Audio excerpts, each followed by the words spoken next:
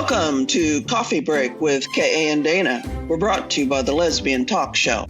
I'm K.A., a lesbian romance author, and in my past life, counselor and a social worker. And I'm Dana, an avid reader, coffee connoisseur, recovering alcoholic, and a graduate of the School of Hard Knocks. Grab a cup of coffee, pull up a chair, and join us for a meaningful conversation from a lesbian perspective.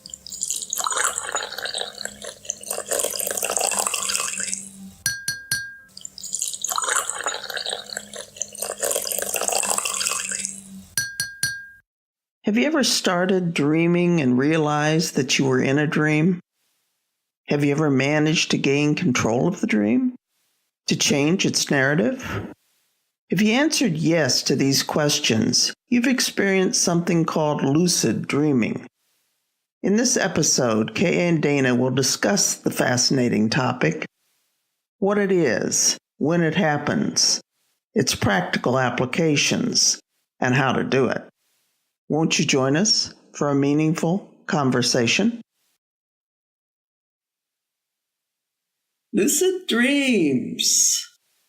So my wife asked me what we were going to talk about today just before I came in. And in fact, before it was all done, she begged me to tell her what we were going to talk about. And of course I wouldn't, because she needs to wait, just like our listeners. But I just told her the title of the episode, Lucid Dreams, and her parting words, well, that ought to pique your listeners' interest. Piqued my interest. I'll bet it did.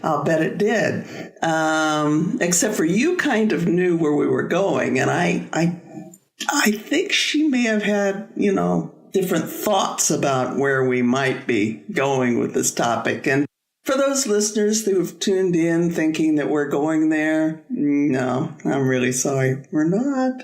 So lucid dreaming. So have you heard of it before? Do you know what it is? I had heard about it. I didn't know exactly what it was until I started doing the research for it. And it sounded... It sounds bizarre to me that somebody can control their dreams. So you don't think it's real? I didn't say that.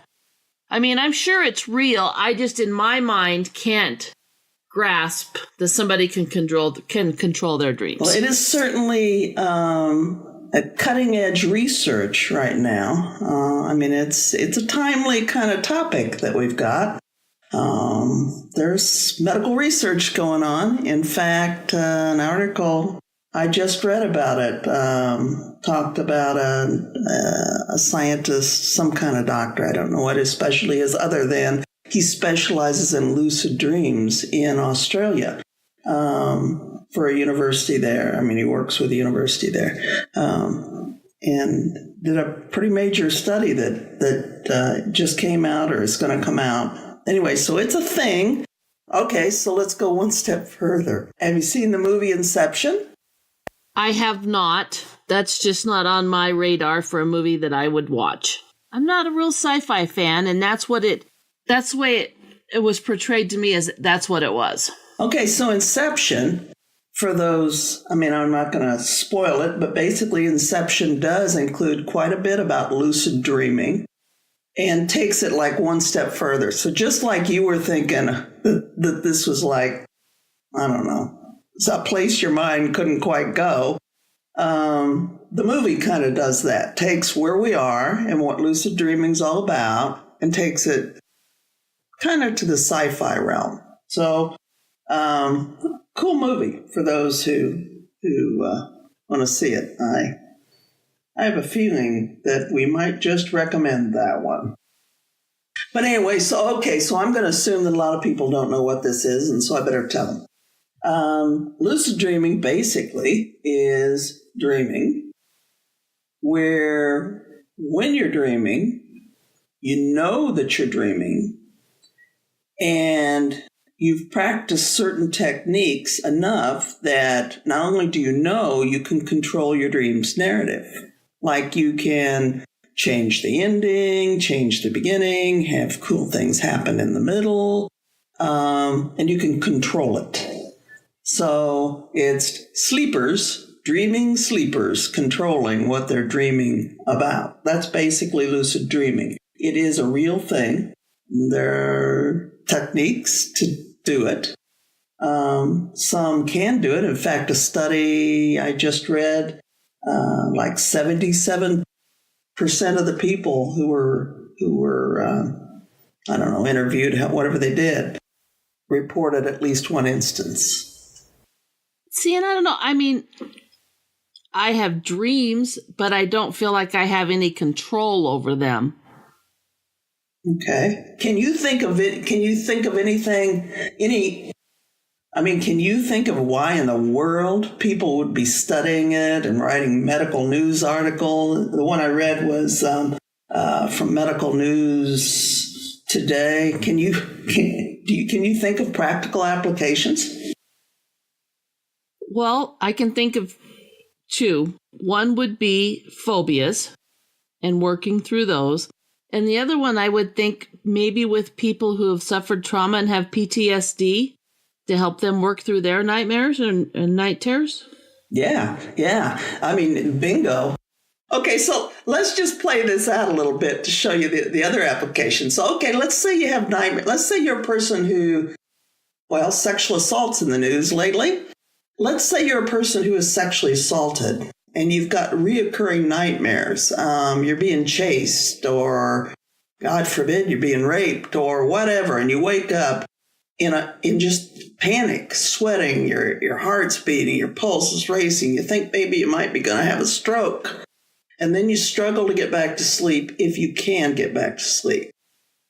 Now, what if you could control that? What if you learned to control that narrative, and that nightmare starts like it always does, and the dude's chasing you, but he goes a couple steps and he falls over a curb and he bounces his face on the pavement and you're off. I like that application, actually.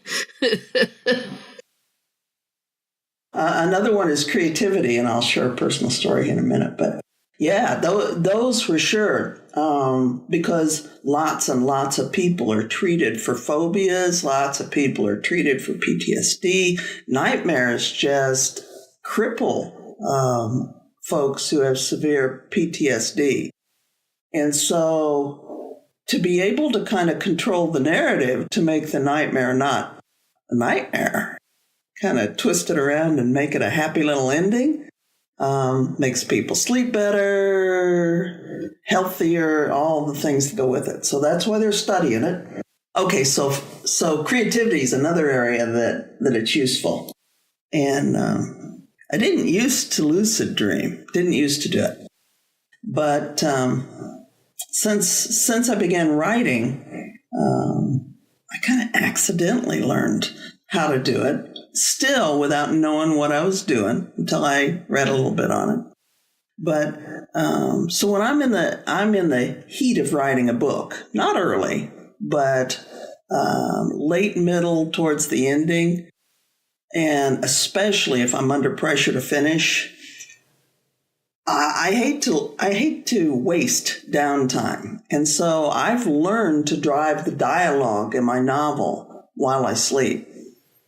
And literally drive it while I sleep, not write it down during the night. I mean, I'm sure people have heard about, writers jotting down notes. I'm not talking that. Totally good night's sleep, nice 8 hours of sleep, get up and walk in and rattle off the entire narrative in the next scene because it's all worked out during the night. Lucid dreaming. That doesn't surprise me about you. That I'd use the time wisely? Well, you are a little bit of an overachiever, but that you would be able to work out some difficult scenes. Some of your books have very difficult scenes and be able to work those through in your dreams and then write it in the next morning. I don't know how I accidentally learned how to do it. I really don't, because they say to do lucid dreaming, like you practice during the day. You ask yourself, am I dreaming? No, not dreaming. Or you test things like you knock on your desk or tap on the wall, oh, that's solid. You notice things. And you do it enough that then when you're asleep, you kind of train yourself to test the same things. So that same wall that's hard when you knock on it during the day, you might put your hand through during the night because you're in a dream. Wow. So there are many techniques that people use to experience lucid dreaming. Here are a couple from the Medical News Today article, just in case we have some listeners who want to give this a try. The first is reality testing, the one K.A. mentioned earlier that involves asking yourself if you're in a dream and doing things to check to see if you are, like touching a wall to see if it's solid or reading a sentence to see if it changes. Doing this throughout the day is supposed to make it easier to remember to do during the night, thus increasing a dream awareness. Another technique is called waking back to bed. This one involves setting your alarm to go off in 5 to 6 hours after you go to sleep. When you go back to bed, you're supposed to go directly into REM sleep, the phase of sleep which helps you mostly to experience lucid dreams. Those interested in exploring their dreams with full awareness may find it useful to keep a dream journal. Another practice that might aid you in lucid dreaming is meditation or mindfulness, as it's supposed to train you to become more aware of yourself and your surroundings in general. Although research has proven that there are potential real-life benefits for lucid dreaming, there also are potential negative ramifications. Training yourself to be lucid dreaming is something that takes effort, can be distracting during the day, and can disturb your sleep, especially if you're getting up in the middle of the night to record your dreams in a dream journal or using the wake up back to bed technique, which requires you to get up prematurely, staying awake for an extra hour or so, and taking a morning nap. So while there is some good things about it, you also have to be very careful while you're trying to learn the techniques. Today's discussion was meant to be educational and not a substitute for therapy. If you have concerns or experiencing problems, we urge you to seek out the opinion and services of a licensed professional. And another good one, and we're getting close to the end of a season. One more episode for season 1, and then we'll come back in 12 weeks. So we've come to the end of an episode, and it's time to do what we'll do at the end of each episode, recommend a book and a movie. So as we bring this one to a close, the movies we're going to recommend are Inception and What Dreams May Come. And the book we're going to want you guys to take a look at is Coming to Terms by our own K.A. Mall.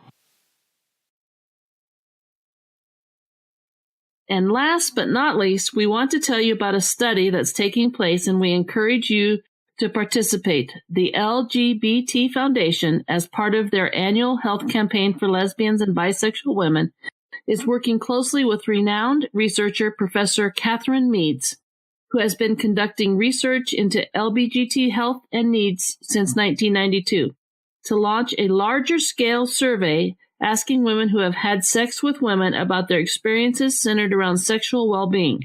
Check out our website for more information.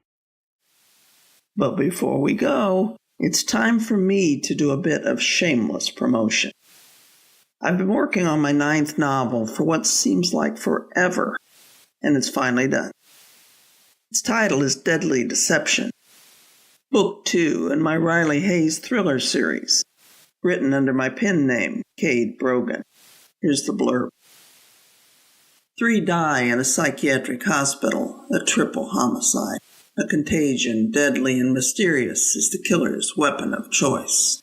A dart flies. A woman dies in the shower, her neck punctured. A homicide, hours from Chicago. Poison, deadly and concocted, is the killer's weapon of choice. As her city teeters on the verge of panic, Detective Riley Hayes is forced to divide her attention between 2 killers. One whose actions could result in a global pandemic, and the other, an old nemesis, whose next target is her fiancé. And the clock ticks down. It's a romantic thriller. Look for it in print and ebook from Triplicity Publishing by November, and in audiobook format, narrated by the amazing Emily Beresford, in December. You've been listening to Coffee Break with Kay and Dana, meaningful conversations from a lesbian perspective, brought to you by the Lesbian Talk Show.